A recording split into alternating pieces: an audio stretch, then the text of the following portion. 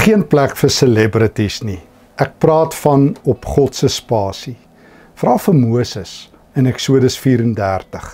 Dis 'n asemrowende teks.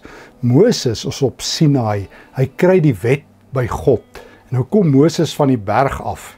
En ons lees daar in vers 29 en Moses se gesig het begin blink. En almal is verwonderd. Hier kom die grootste man op aarde wat met die lewende God gepraat het en hy word met eens het hy hierdie glans op hom en almal wil amper hande klap. En wat doen Moses? Hy weet dit nie eers nie. Hy weet nie eers sy gesig blink nie. Hy is nie besig om te gloei in die oomblik en vir almal te sê, weet julle hoe belangrik is ek? Ek het tog nou met God gepraat nie. Hy is nie 'n celebrity nie.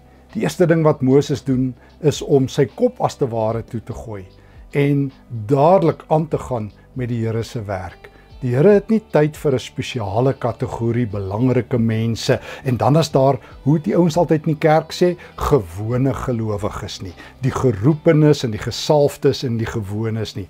Die Here het nie 'n eerste klas, 'n gewone klas en 'n containerklas nie.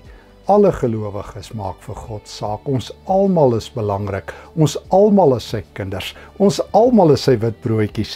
Hy trek nie een bo die ander voor nie. Die Here het ons almal eweveel lief. So, kom ons klim af van enige celebrity platformpies af en kom ons kom nie eers agter as die Here ons gebruik nie en kom ons gloei nie in die oomblikke waar die Here ons gebede verhoor nie. Kom ons gee aan God die eer.